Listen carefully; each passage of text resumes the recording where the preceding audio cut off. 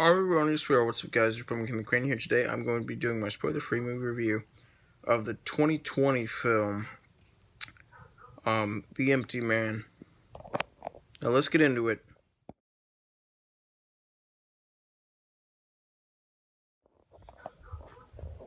So I watched The Empty Man last April, like in April of 2021, and I've been meaning to review it, but I just haven't really had a lot of time.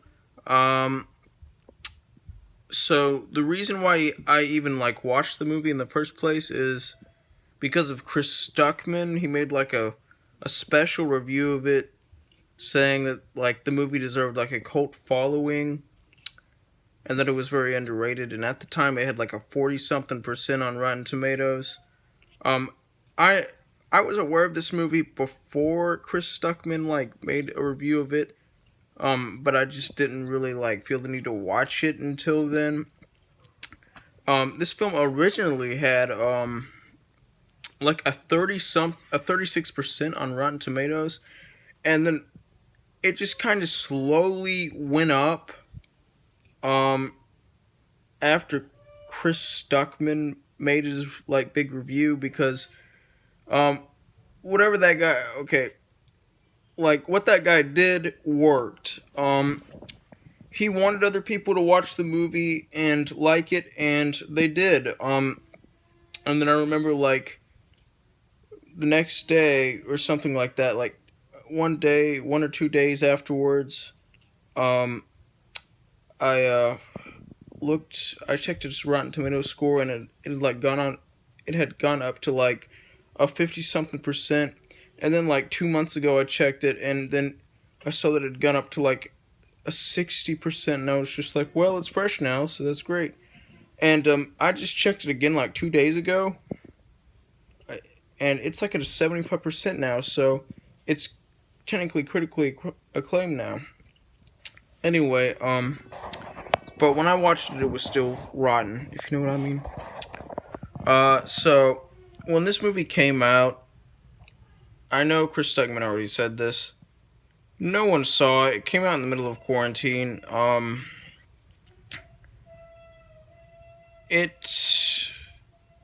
The trailer came out a week before the movie was released, and it flopped, and no one saw it. And it's kind of captured a cult following over the year of 2021. And now I'm going to be doing my spoiler-free movie review of the film. Right now, particularly because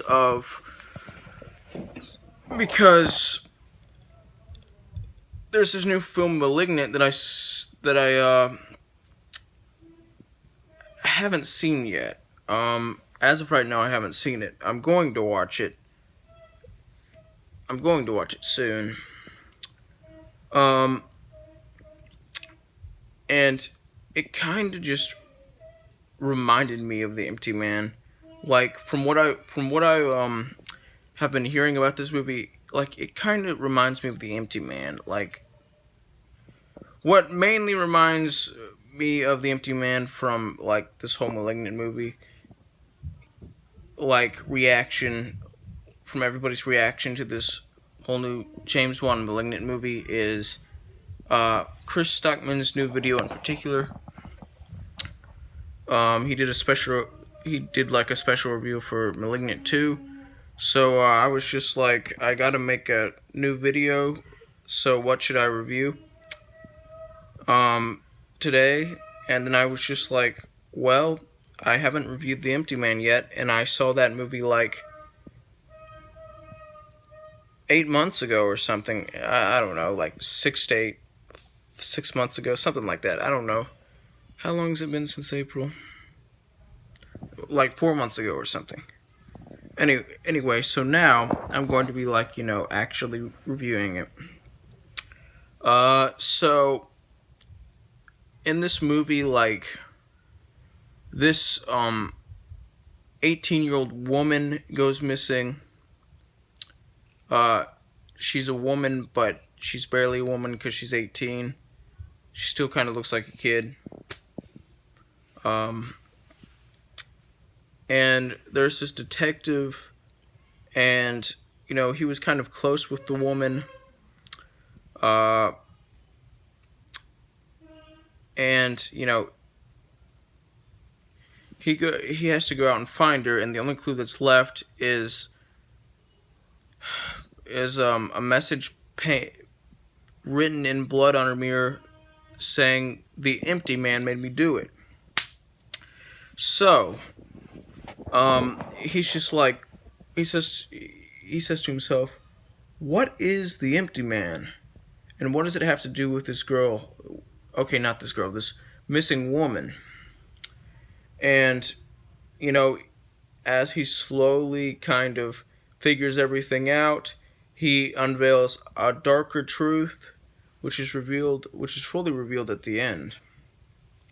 But there's some other stuff revealed in the middle, and he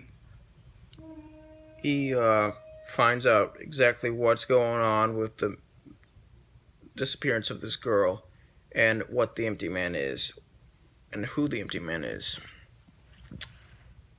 Yeah, so the main character is a detective.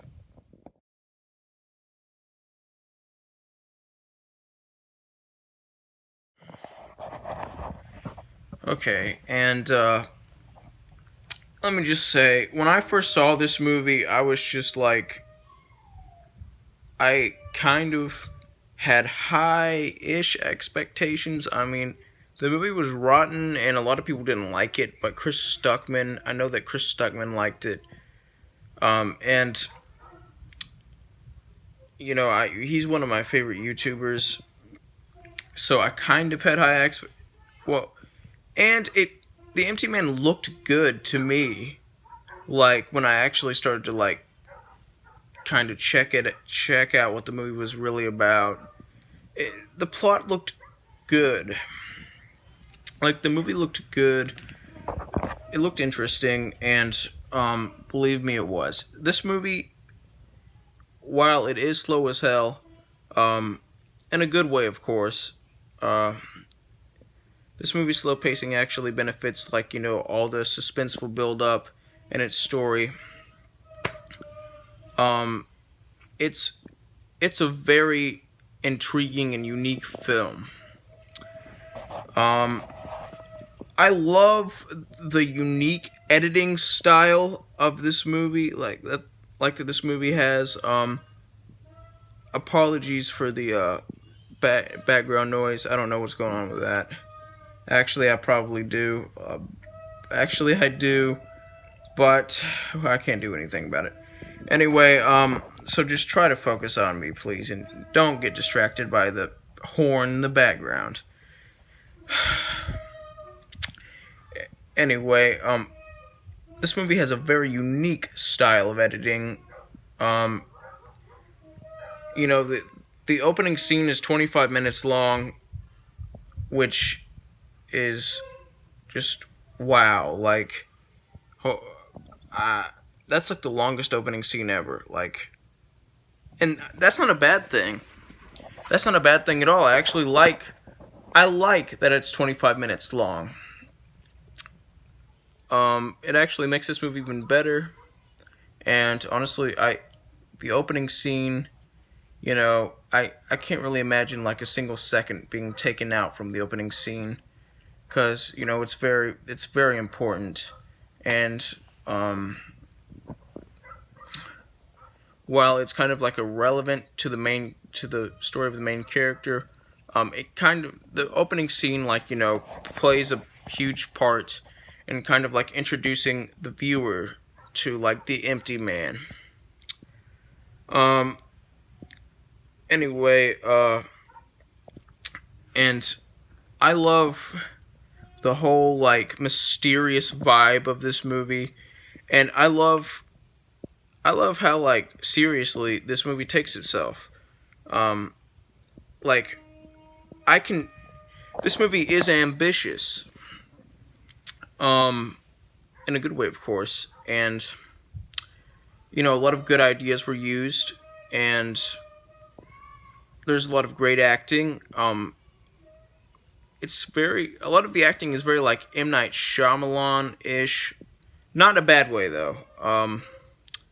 If you've ever seen the movie Signs, um, just the way these characters communicate with each other kind of reminds me of the way the characters in Signs communicate with each other, like with it's the tone of voice and everything. It's like, what I'm saying is, for most of the time in the movie, like, there's not a lot of screaming in this movie. There's not a lot of yelling. Most of the time the characters are like softly speaking, which isn't a bad thing at all. And it was actually a very unique decision for the way the characters were going to talk in this movie. And I love the whole thrilling and gripping story with the Empty Man. I spent most of the whole movie wanting to know who and what the Empty Man was, and I got the answer, and it was a very satisfying answer that I did not really see coming. I didn't see the twist coming at all, and honestly, it was a very clever twist, and, there was a lot of supporting evidence, and it was a very satisfying twist, and it made sense. Is this movie a masterpiece? No. Is this movie great? Yes. Is this the best thriller ever? No. Is this a great thriller? Yes. Is this the best horror movie ever? No. Is this a great horror movie? Yes. I'm not saying that this is one of my favorite films of all time, but I do love this movie. It was a very thrilling and great experience. Although it didn't really have a lot of humor, there is some humor in there that is actually very memorable. Like, I have a specific kind of humorous scene from The Empty Man playing in my mind right now, and I can like recite the whole scene. And this movie is actually surprisingly quotable at times. Like, I actually started quoting this movie like the day I finished it. And it's just a very unique and just great movie that's kind of like gone like under the radar and hasn't really been talked about that much, but it does deserve more love than it's getting, although it is critically acclaimed now. The audience doesn't really like it, and I don't really understand completely why.